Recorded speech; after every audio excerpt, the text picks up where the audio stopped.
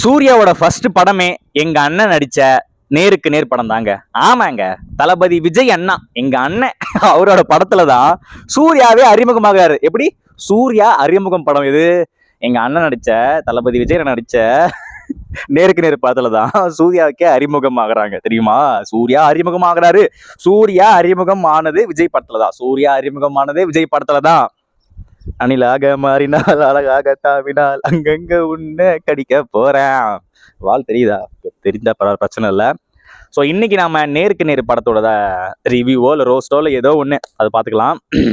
எப்படின்னா, நான் இந்த படம்லாம் ஆல்ரெடி பார்த்தாச்சு, ரீவாச் தான் பண்ணுறேன் நான். இதுக்கப்புறம் ஒரு எல்லா படங்களுமே, ஐ மீன் இந்த தளபதி விஜயண்ணாவோட மூவிஸ் எல்லாமே நம்ம வந்து இப்போ ரீவாச் பண்ணி ரிவ்யூ பண்ணிகிட்டு இருக்கோம். அது ரோஸ்டாக இருந்தால் ரோஸ்ட் பண்ணுறோம், ஏதாச்சும் ஹானஸ்ட் ஒப்பீனியன் தான் கொடுத்துட்டு இருக்கோம். ஸோ அப்படி இருக்கிறப்ப இன்னைக்கு வந்து நேருக்கு நேர் படம். இந்த படம் ஆல்ரெடி நான் சின்ன வயசுல பார்த்துருந்தாலும் இப்போ பார்க்குறப்ப ஓ இதுதான் கதையா அப்படின்னு சொல்லிட்டு தோணுச்சு. இதுல வந்து 2 பேர் நடிச்சிருக்காங்க மெயினா. வந்து யாருன்னா விஜய் அப்புறம் சூர்யா. விஜய்க்கு பேர் விஜய் தான், சூர்யாவுக்கு பேர் சூர்யா தான். விஜய்க்கு ஜோடி சிம்ரன், அதுக்கப்புறம் சாரி சூர்யாவுக்கு ஜோடி வந்துட்டு சிம்ரன், விஜய்க்கு ஜோடி வந்து கௌசல்யா அவர்கள் நடிச்சிருக்காங்க. கௌசல்யா பேர் வந்து அகிலா அகிலா அகிலா அப்படின்னு ஒரு சாங் இருக்கு. அதுக்கப்புறம் சிம்ரனுக்கு பேர் என்னன்னா ஆஷா. இல்ல ரகுவரன் நடிச்சிருக்காங்க, விஜயோட அண்ணனா. அப்புறம் சூர்யாவோட அக்காவா யார் நடிச்சிருக்காங்கன்னா சாந்தி லட்சுமி அப்படின்னு சொல்லிட்டு ஒருத்தவங்க. ஸோ ரகுவரன் பேரு ரகு. எதுக்குடா பேர்லாம் யோசிச்சுக்கிட்டு ரகுவரன்ல ஷார்ட்டா ரகு போட்டுரு, சாந்தி லட்சுமியோட பேர் ஷார்ட்டா சாந்தின்னு போட்டுரு அப்படின்னு சொல்லிட்டு பேர் அந்த போட்டிருக்காங்க.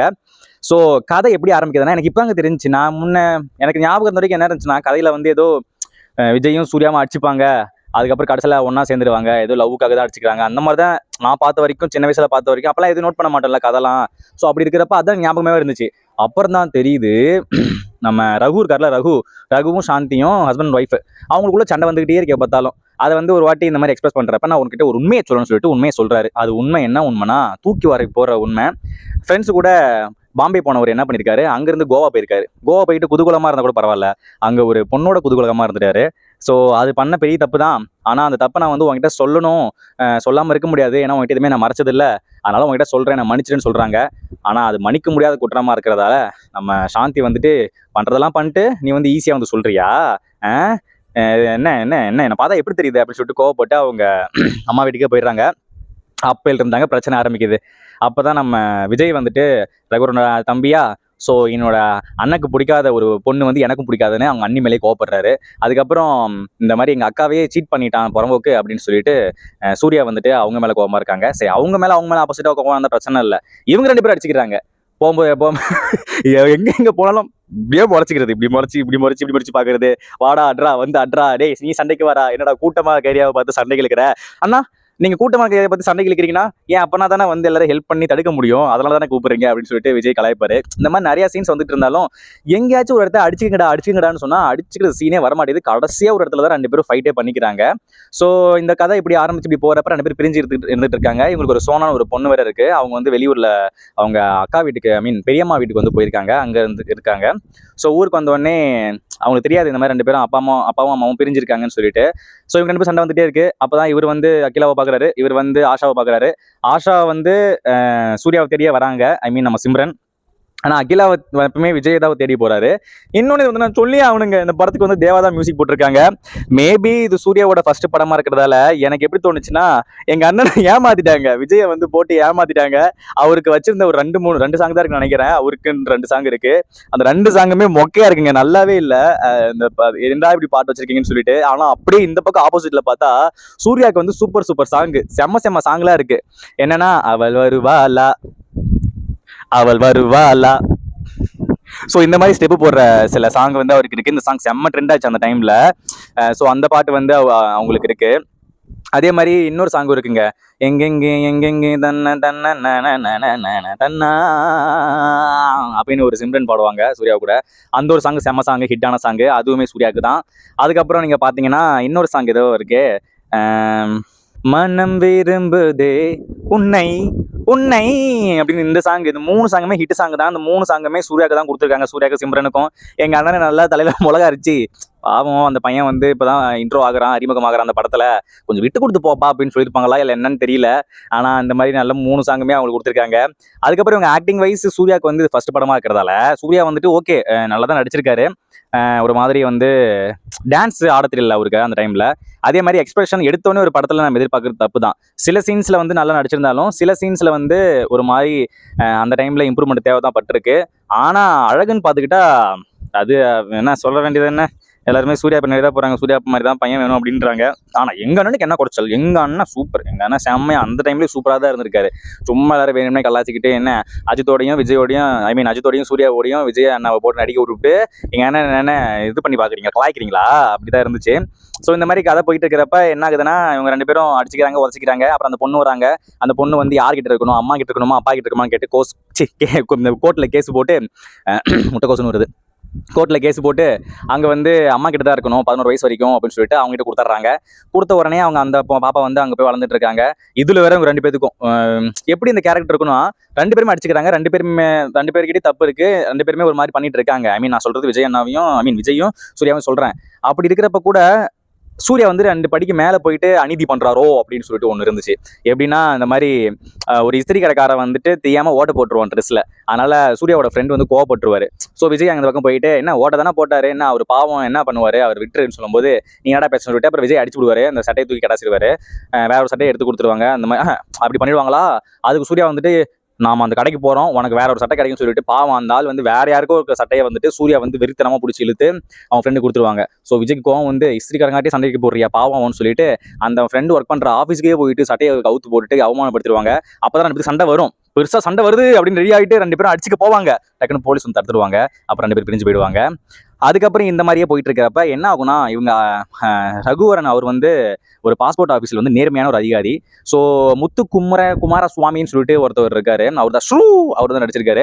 அவர் வந்து இந்த மாதிரி சில தப்பு பண்ணதால எனக்கு போலி பாஸ்போர்ட் வேணும்னு சொல்லிட்டு எங்கிட்ட வம்பு பண்ணப்ப அந்த மாதிரி பாம் வச்சு பயமுத்துறது, எனக்கு போலீஸ் பாஸ்போர்ட் கேன்னு சொல்லிட்டு அடம் பிடிக்கிறதுன்னு சொல்லிட்டு அந்த மாதிரி பண்ணிட்டு இருக்கும்போது இந்த மாதிரி அது ஒரு பக்கம் போயிட்டு இருக்கும். பிரகாஷ் ராஜ்லாம் நடிச்சிருப்பாரு இந்த படத்தில். விஜயோட படத்தில் first time Prakash Raj appear ஆகிறாரு. அவர் போலீஸா சும்மா சின்ன ரோல் மட்டும் பண்ணியிருப்பாரு. அந்த முத்து வந்து அடிச்சு விரட்டுறதுக்கு அந்த மாதிரி சீன்ஸ் இருக்கும்.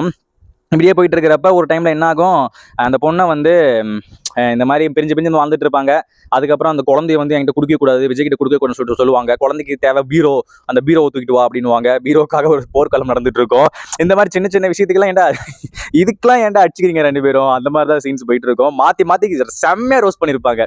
இந்த படம் பாத்தீங்கன்னா செம்ம ஜாலியா இருக்கும். விஜய் ஃபேன்ஸ் பார்க்கும்போது நம்ம சூர்யாவை அப்படின்னு பார்ப்போம். மேபி சூர்யா ஃபேன்ஸ் பார்த்தா விஜய் அப்படின்னு சொல்லிட்டு பாக்குற மாதிரி தான் இருக்கும். 2 பேரும் மாத்தி அடிச்சுப்பாங்க அந்த படத்துல. சின்ன சின்ன சில்லற விஷயத்துக்குலாம் 2 பேரும் சண்டை போட்டுக்கிட்டா எப்படி இருக்கும் அப்படின்னு சொல்லிட்டு போயிட்டு இருக்கும்.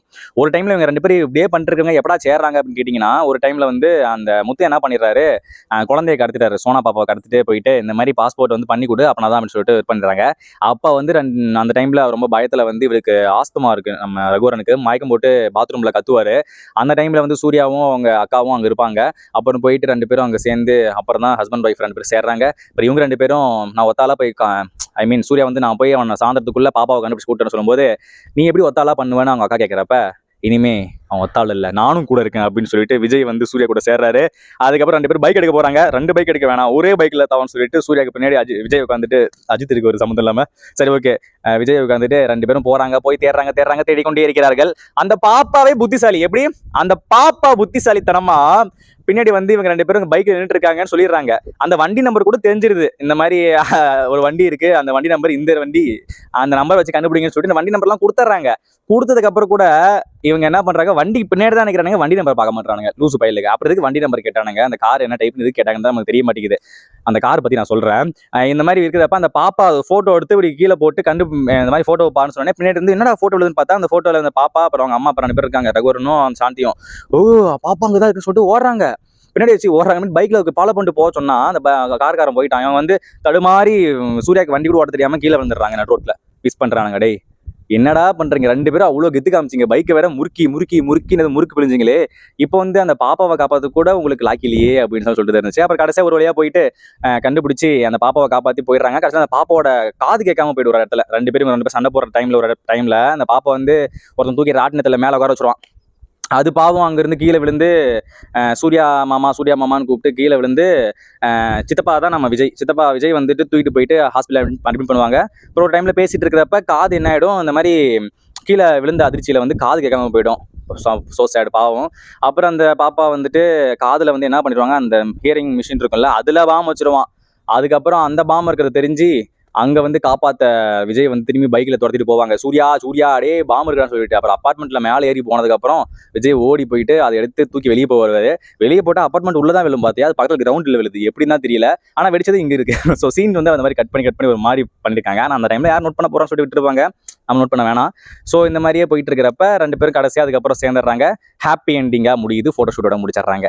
ஆக்சுவலாக இந்த படத்தில் சூர்யா மட்டும் அறிமுகம் கிடையாது. இந்த படத்தில் வந்துட்டு கௌசல்யா இருக்காங்கல்ல, அவங்களுமே ஃபர்ஸ்ட் டைம் விஜய் கூட வந்து நடிக்கிறாங்க. இந்த படத்தில் தான் அறிமுகம் அவங்களுமே. இது ஒரு முக்கியமான பாயிண்டாக கருதப்படுது. ஏன்னா இதுக்கப்புறம் பிரியமுடன் படத்துல நடிச்சிருப்பாங்க, அது செகண்ட் படம். பாத்தீங்களா, விஜய் படத்தில் சிம்ரன் அறிமுகம், கௌசல்யா அறிமுகம், சூர்யா அறிமுகம். சிம்ரன் படம் எப்படா அறிமுகம்னு கேட்டீங்கன்னா, போன படமான ஒன்ஸ் மோர் இருக்குல்ல, ஒன்ஸ் மோர், அந்த படத்துல சிம்ரன் அறிமுகம். அப்புறம் இந்த படத்துல வந்து மாமா, சித்தப்பா, அப்பா, அம்மான்னு கூப்பிடுற அந்த சோனா பாப்பா இருக்காங்க. சோனா பாப்பா யார் தெரியுமா? அந்த பாப்பா தான் கில்லி படத்துல வந்து விஜய்க்கு தங்கச்சியா நடிச்சிருப்பாங்க தெரியுமா, ஜெனிஃபர். அவங்க தான் புவனா, அந்த கேரக்டர் பேர் புவனா. அந்த புவனா தங்கச்சி தான் இதுல வந்துட்டு சித்தப்பாவாவும் மாமாவாவும் கூப்பிடப்படுற அந்த கேரக்டர் நடிச்சிருக்காங்க. அந்த குட்டி குழந்தை கேரக்டர் நடிச்சவங்க அவங்க தான். ஃபர்ஸ்ட் பார்க்கும்போது இது உங்களை எங்கேயோ பார்த்துருக்கனே அப்படின்னு சொல்லிட்டு தோணுச்சு. அதுக்கப்புறம் தான் பார்த்தா அடா இவங்க நடிச்சிருக்காங்களே அப்படின்னு தோணுச்சு. ஒரு பக்கம் எப்படி இருந்துச்சுன்னா, ஏதோ ஒரு படத்துல, சூப்பர் ஸ்டார் படத்துல மைனாவா இல்ல மீனா அவங்க வந்து நடிச்சிருப்பாங்க குழந்தையா. உங்கள் ரஜினிகாந்தா இல்ல ஏதோ ஒரு படம், அதுல வந்து சினிமா ஸ்டாராகவே நடிச்சிருப்பாரு. அந்த பாப்பாவுக்கு வந்து ரஜினிகாந்தை பார்க்கணும்னு ஆசை. ஸோ அந்த மாதிரி போயிருக்கோம். அப்ப ரஜினிகாந்த் கூட்டு வந்து காட்டுவாங்க, அந்த மாதிரி போவோம். அதுல மீனா நடிச்சிருப்பாங்க, உங்களுக்கு நிறைய பேர் தெரியும்னு நினைக்கிறேன். அந்த மீனா வந்துட்டு அடுத்த படம் நடிக்கிறப்ப சூப்பர் ஸ்டார் கூடயே ஜோடியா போட்ட கதைலாம் இருக்கு. நிறைய படத்துல வந்து சூப்பர் ஸ்டாருக்கு ஜோடியா மீனா நடிச்சிருக்காங்க. நல்ல வேலை இந்த பாப்பாவை தூக்கிட்டு வந்துட்டு, இவங்களை ஜெனிஃபரை தூக்கிட்டு வந்துட்டு அடுத்த விஜய் படத்துலயோ இல்லை சூர்யா படத்தையோ 2 பேத்துக்கு ஜோடியா போடல. அது வரையும் ரொம்ப சந்தோஷம். தங்கச்சியா தான் நடிக்க வச்சிருக்காங்க. நல்ல இம்ப்ரூவ்மெண்ட் தான். சூப்பர் ஸ்டார் அளவுக்கு நம்ம எதுவும் பண்ணல.